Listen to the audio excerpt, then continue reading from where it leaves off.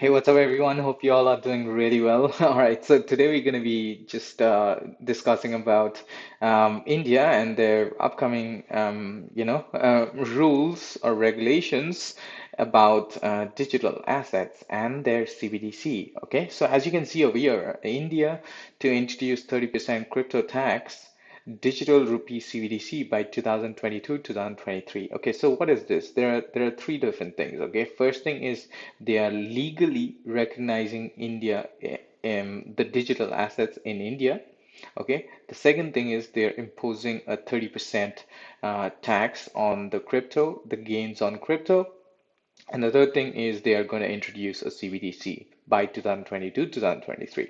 And where is this coming from? This is not speculation. This is not like some politician said it. It is coming from the finance minister of India. All right. So finance minister Nirmala Sitharaman, she believes like introducing the CBDC is going to help boost the economy of India in this digital revolution. All right, or in this digital economy, let's say.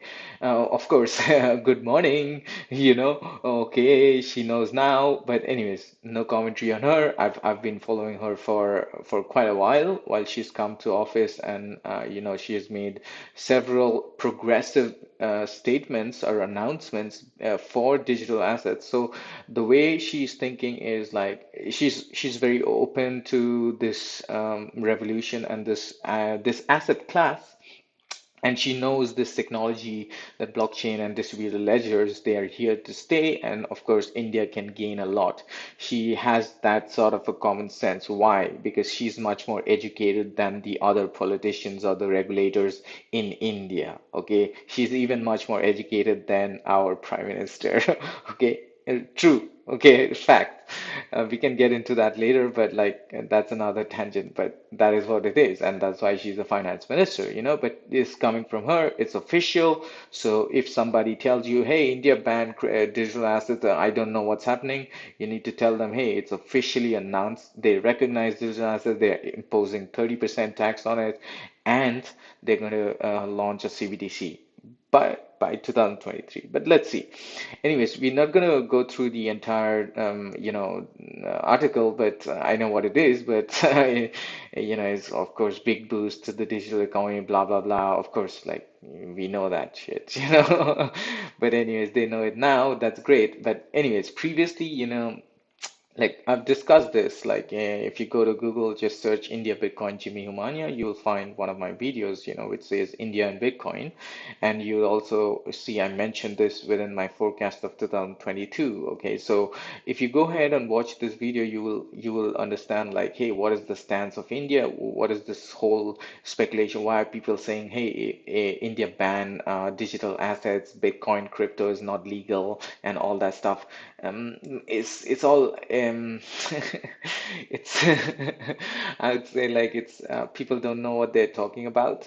So the thing is, yeah, they did ban it, but it's not like a ban forever. It was due to fear. Due to fear they wanted to do something, and in India it's like that. All the bureaucracy is too much. They do something, and then you appeal to the Supreme Court, and then you fight it back and you reverse it. Okay, so and when it went to the Supreme Court and all that stuff, the conclusion was like the politicians, especially the prime minister, he wasn't educated, so that's why he propagated this FUD that we say, and he proposed this, he forced this into India. Okay, so but Supreme Court reversed it back, way back. But anyways, now it's legal. Now there's absolute clarity in this. And let's just dig into some of the highlights. She mentions here, it is therefore proposed to introduce digital rupee using blockchain and other technologies to be issued by the Reserve Bank of India starting in 2023. So Reserve Bank of India is nothing but the Fed Reserve, like Federal Reserve, like in US, is the Central Bank of India. It's called RBI, which is Reserve Bank of India, and they're going to do this. They're going to introduce the CBDC by 2022, 2023. I doubt that. But anyways, they're going to use blockchain and other technology. They're still in blockchain. Now they haven't heard of like DLT and all that stuff, like DLT, DAGs and all that stuff. But anyways, they're learning. That's good enough. They know, okay, blockchain is a technology and this is a revolutionary technology. It's not like a database. It is a database, but it's a distributed database, all right, which is peer-to-peer, all right. But anyways, um, yeah, so if you want my educated guess, I would say like they'll probably use like Solana for this to create their CBDC, or they would use Hedera Hashgraph. Okay, why? Solana, because the thing is, Solana just recently launched Solana Pay, if you know Solana Pay. Okay, just Google Solana Pay. Yesterday they launched Solana Pay. Okay, so and you can use this. It's like Google Pay or like it's much more than Google Pay. So you can create like peer-to-peer transactions using any Solana tokens, which is called SPL tokens. You can use any of that, and it's much more peer-to-peer, and it's cost efficient, and it's fast. It's fast.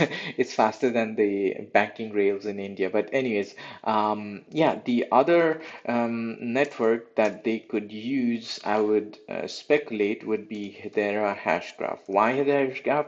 Because it's fast. It's a DAG. It's a DAG. They're very compliant. They're always, working with different governments and different in their governing council. They have different I'm going to show you right now. In their governance, they have like companies from across the world, like from different continents, from different countries to form this governance. So they are very distributed in that means. So all these companies, of course, like all these companies, they have different goals, different objectives, different agendas.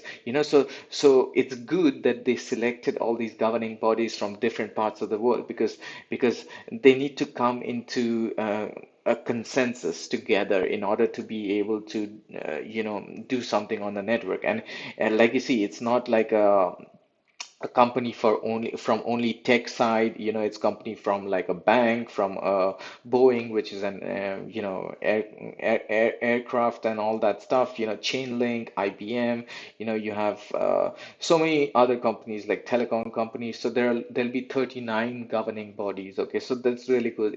Even universities and all that stuff, they are also a part of that. And the one other thing is the network. If you just look at the network, it's the cost is fixed. Okay, the cost is fixed in the sense, like, it's predictable. Okay, it's a predictable cost, which means it's good for business. Okay, and yeah, so that's why I predict it could be Solana. And just think of it, like Solana's news just came out yesterday, like, like, okay, I don't know what's wrong with this, but let's see.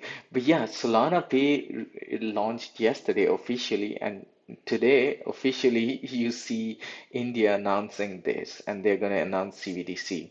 And Hedera is because, like you see, yeah, the cost of the transaction is like fraction of, like, there are four decimals, so yeah, you won't even feel it. So that's the average fee. So, and yeah, you'd say, oh, Ethereum, Bitcoin. I doubt. I highly doubt. Ethereum, Bitcoin, Bitcoin, Ethereum, it could be an asset class and people can invest and do whatever they want. Oh, now you'll be like, oh, why not L2? L2s are fast, man. And, are you kidding me?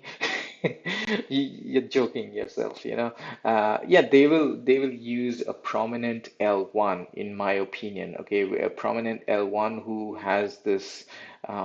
has proven to succeed and can also handle the throughput. Because the demand is going to be high, and of course, it's not going to be like they're going to implement it tomorrow, right? Like, so that's why all these softwares like Hedera, Solana, they can continue to improve their software so that it can handle that amount of load when the time is right, all right? And I don't think so it's going to go out by 2022, 2023.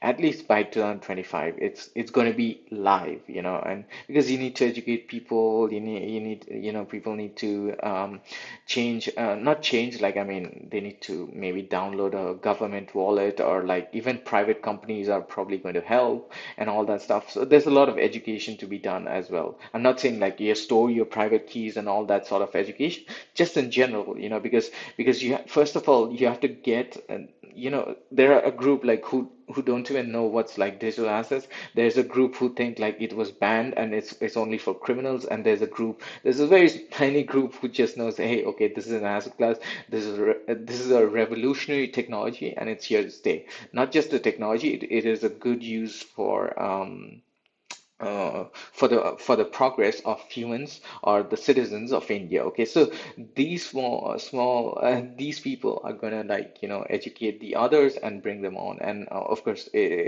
government needs to play a big part in that. All right, so, and first of all, need to get that mentality out that, hey, crypto is used only by criminals. Man, that's why I say, like, hey, let's just change the name cryptocurrencies to digital assets. It's just digital assets, just like a much more warmer word, which sounds much it sounds much more compliant. It doesn't sound like some voodoo crypto and all that stuff, like all that.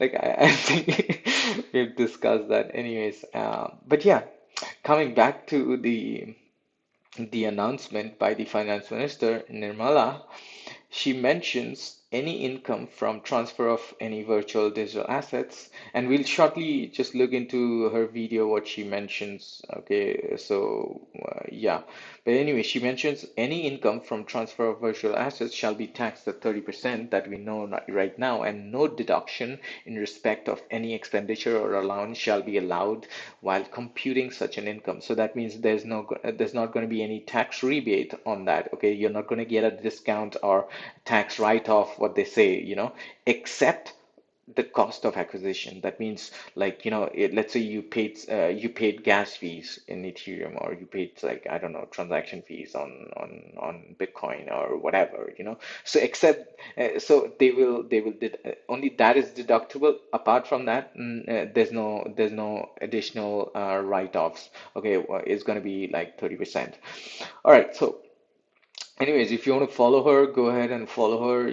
Her Twitter is here. She's very progressive, I would say. Like, she has very yeah, like, she's educated, more than the other politicians in India. Okay, and she thinks about the future. Okay, she thinks about not just her generation, but like about the future first.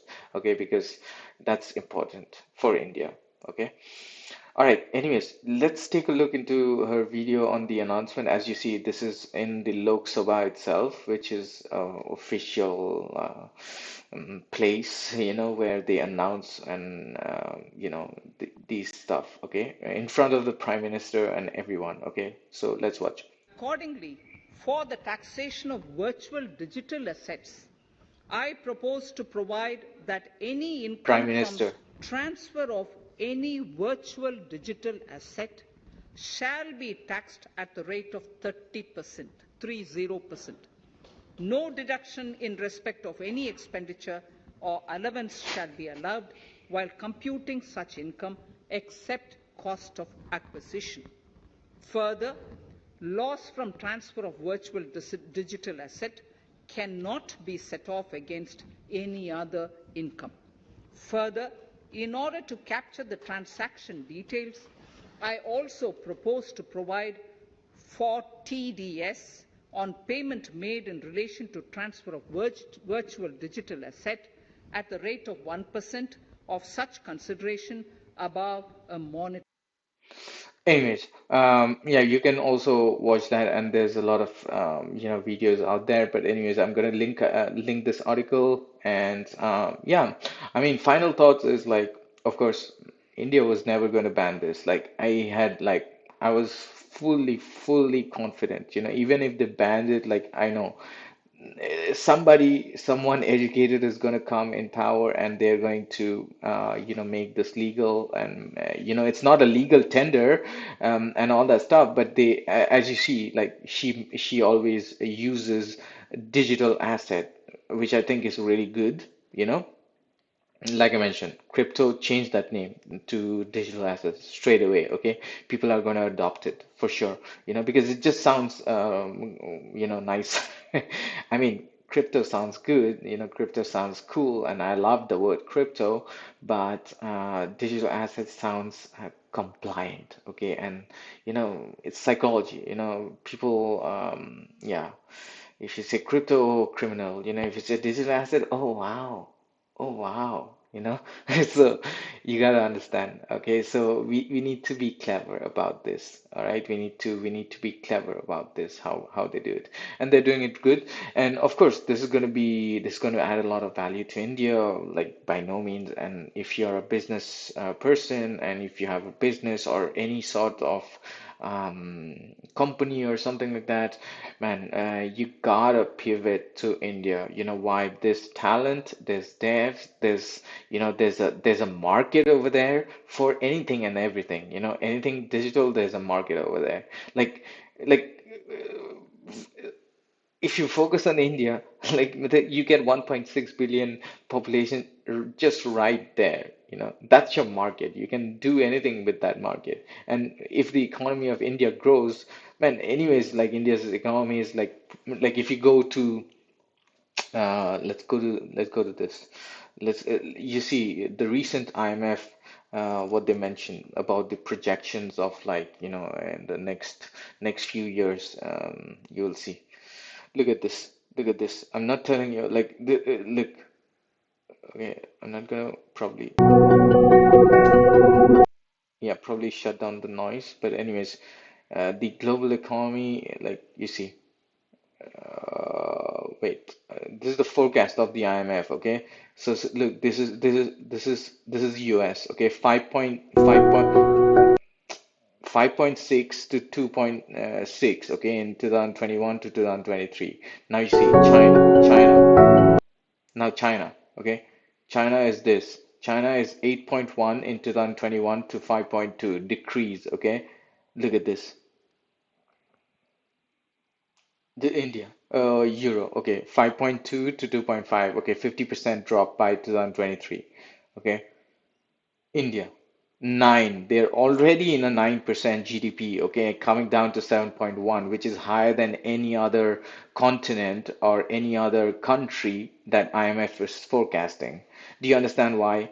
Do you understand why to pivot to India? It's exactly because of that. And not just this, like, I mean, look at the other citizens, like the people who were born in India, and they are now the big CEOs of different companies, like Twitter, for example, Indian CEO, okay, Microsoft, Indian CEO, Satya Nadella, okay, Sundar Pichai of Google, okay, so there is talent, okay, and of course, like they work for these multinational companies because, of course, opportunity, but I think.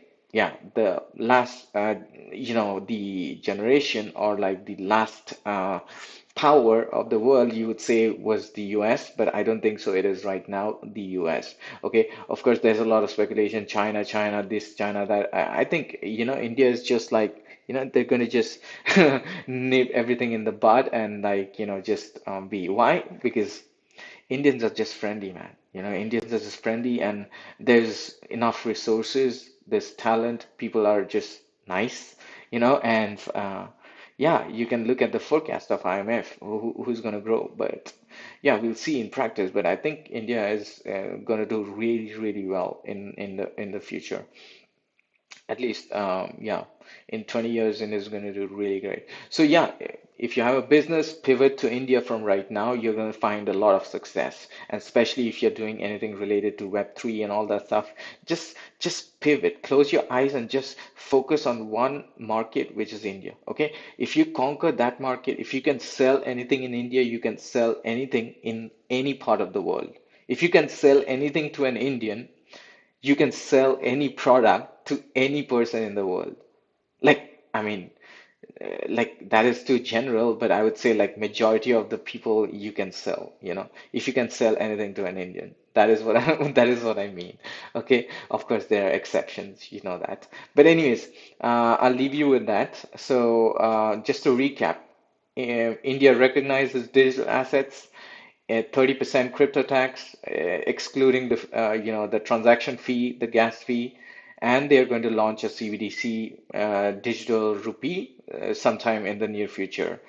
The one last thing you have to remember, India also has a department they formed, like a cryptocurrency index, which we discussed within the forecast, which is called it's called IC15. If you are not aware, just Google IC15 and you will see. So basically, this is like called cryptocurrency index, and it's about the top 15 cryptocurrencies, but excluding the stable coins. So they're going to research and they're going to educate the investors, the speculators, or traders, and whoever wants information. And they're going to do it this by the government bodies or like different public institutions. All right. So this is very bullish because there's a lot of education to be done in India, and everything is just coming in line. This doesn't mean like Bitcoin is going to go to 100K like tomorrow or something like that. It doesn't mean that. It's just a good progress in a country which deserves it. All right. So yeah. So have a nice day, and I hope you learned something. And nobody, if someone tells like, "Hey, India banned cryptocurrencies," you know what to say them. All right. Yeah. If you have any thoughts, I'd love to know what your thoughts are. Leave it in the comments and share the video if you learned something. All right, so yeah, take care. Bye now. Have a nice evening.